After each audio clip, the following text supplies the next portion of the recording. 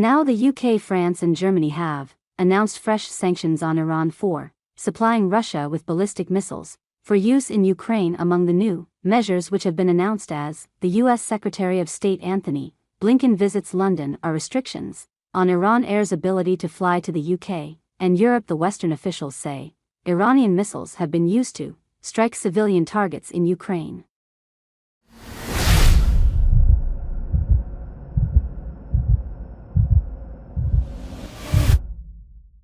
Dozens of Russian military personnel have been trained in Iran to use the F-360 close-range ballistic missile system, which has a maximum range of 75 miles. Russia has now received shipments of these ballistic missiles and will likely use them within weeks in Ukraine. Against Ukrainians, Russia has an array of its own ballistic missiles, but the supply of Iranian missiles enables Russia to use more of its arsenal for targets that are further from the front line, while dedicating the new missiles it's receiving from Iran for closer range targets.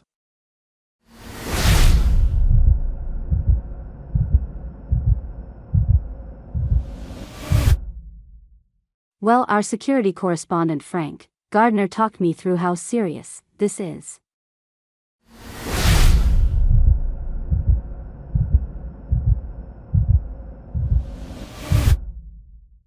It's public knowledge Iran doesn't deny it, or at least there's no getting around it. They are massive suppliers of the Shahid family of drones, which Russia tends to use. I mean, they're relatively small, but they're very useful in confusing Ukraine's air defenses. But this is a major step up.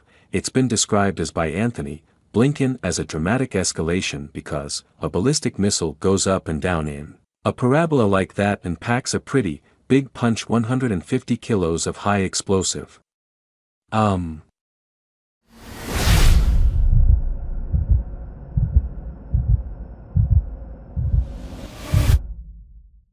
what this will allow Russia to do is to use Iran's new ballistic missiles that have been shipped clandestinely across the Caspian Sea to hit Ukraine's battle lines, their front lines, and allowing Russia to use its own existing arsenal of longer-range missiles to carry on battering Ukraine cities like Odessa, Lviv, and others. So it's bad news for Ukraine. Dozens, if not hundreds, of Ukrainians will die from this development. And I was at that press conference today, and often, these things tend to be sort of very much about the optics, and they're off to Ukraine, the two of them, Blinken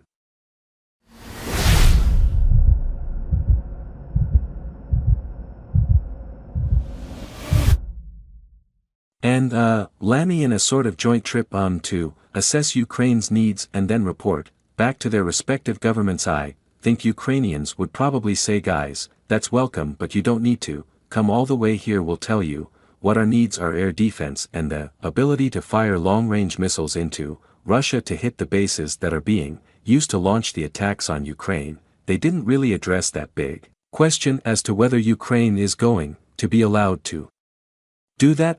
This is the big hot political potato at the moment, because more cautious voices in Washington, particularly Jake Sullivan, the National Security Advisor, is very wary of provoking Russia too much. Other more hawk voices have said every one of Russia's red lines have turned out to just be nothing, so we should go ahead and allow the Ukrainians to defend themselves as best they can.